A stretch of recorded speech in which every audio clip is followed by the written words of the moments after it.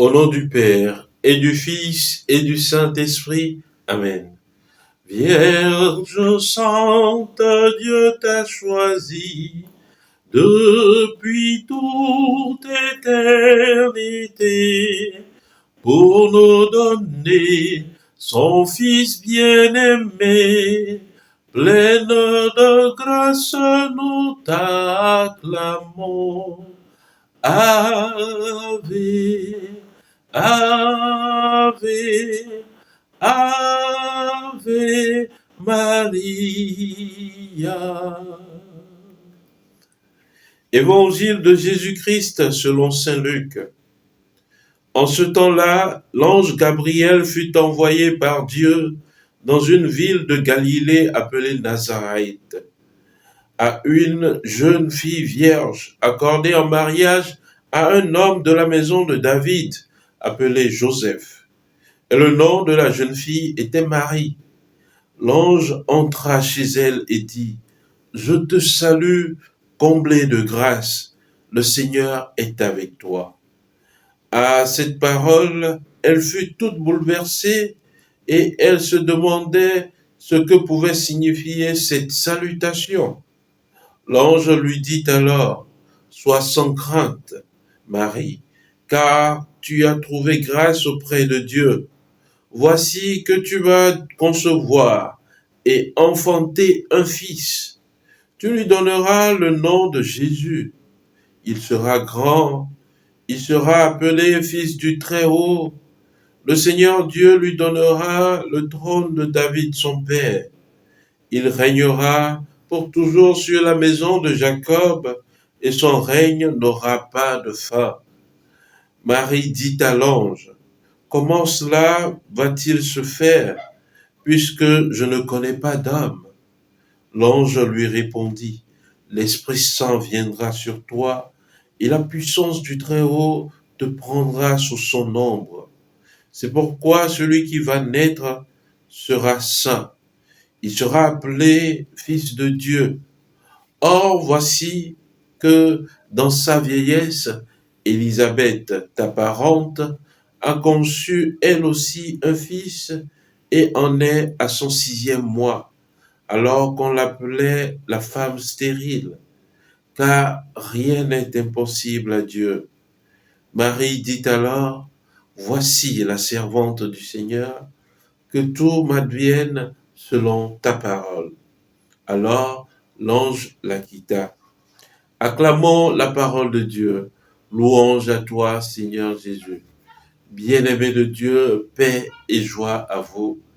Grande est ma joie aujourd'hui parce qu'en ce jour, nous célébrons l'Immaculée Conception de la Bienheureuse Vierge Marie, la Mère du Sauveur. Cette solennité dans l'Église nous appelle nous aussi à la pureté. Nous devons nous rappeler jour et nuit que nous sommes destinés à la pureté de vie. Cette solennité a été proclamée comme dogme depuis 1854 par le pape Pie IX. Et en 1858, c'est-à-dire 4 ans après ce dogme, la Vierge Marie s'est révélée à Lourdes comme l'Immaculée Conception. Je suis l'Immaculée Conception.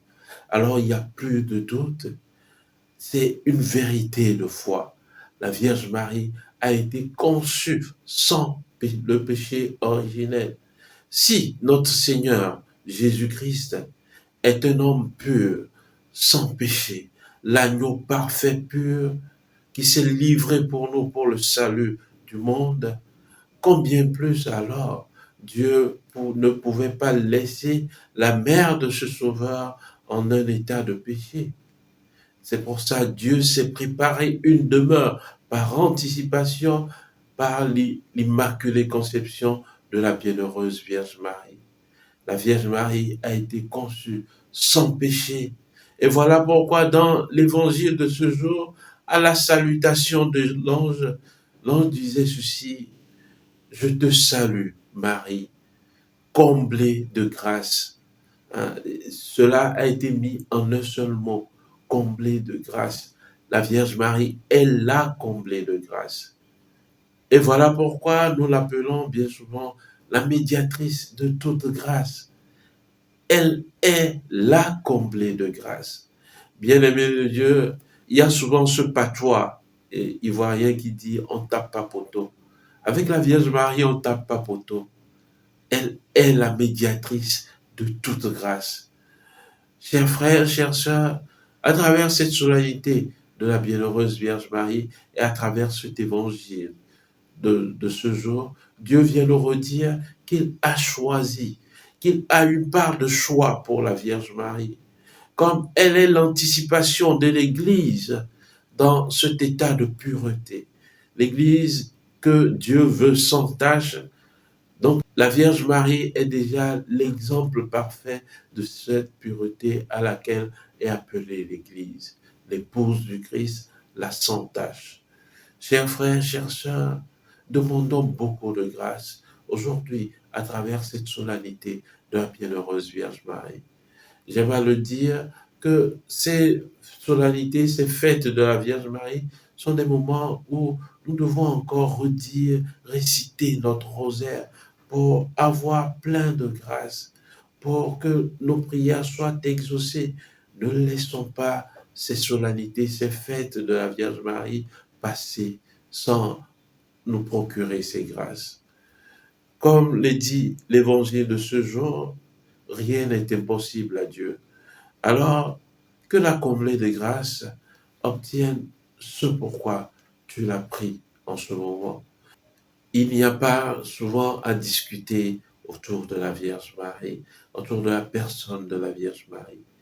Elle est réelle et elle intercédera toujours pour ses enfants que nous sommes. Tournons-nous avec un cœur sincère vers notre maman, spécialement en ces temps d'épreuve, en ces temps de doute, en ces temps d'affliction, pour qu'elle intercède véritablement pour nous. Bien-aimés, si nos parents, Ève et Adam, sont ceux par qui le péché originel est entré dans le monde, alors pour réparer la faute de nos parents, Dieu devait passer également par un homme et une femme, un nouvel Adam et une nouvelle Ève. Voilà pourquoi la Vierge Marie, la mère du Sauveur, est co-rédemptrice et elle est conçue sans le péché originel. Ô Marie conçue sans péché, priez pour nous qui avons recours à vous. Prions le Seigneur. Seigneur Dieu, tu as préparé à ton Fils une demeure digne de lui, par la conception immaculée de la Vierge, que tu as préservée de tout péché par une grâce venant déjà de la mort de ton Fils. À son intercession, accorde-nous d'être purs nous aussi et de parvenir jusqu'à toi, par Jésus-Christ, ton Fils, notre Seigneur, qui vit et règne avec toi dans l'unité du Saint-Esprit, Dieu pour les siècles des siècles. Amen. Que Dieu Tout-Puissant vous bénisse et vous garde, lui qui est Père et Fils et Esprit Saint. Amen. Excellente journée de prière et de travail. Bonne fête, bonne solennité de l'Immaculée Conception et que les grâces de Dieu demeurent toujours, toujours avec vous. Amen. Ô Marie conçue sans péché, priez pour nous qui avons recours à vous.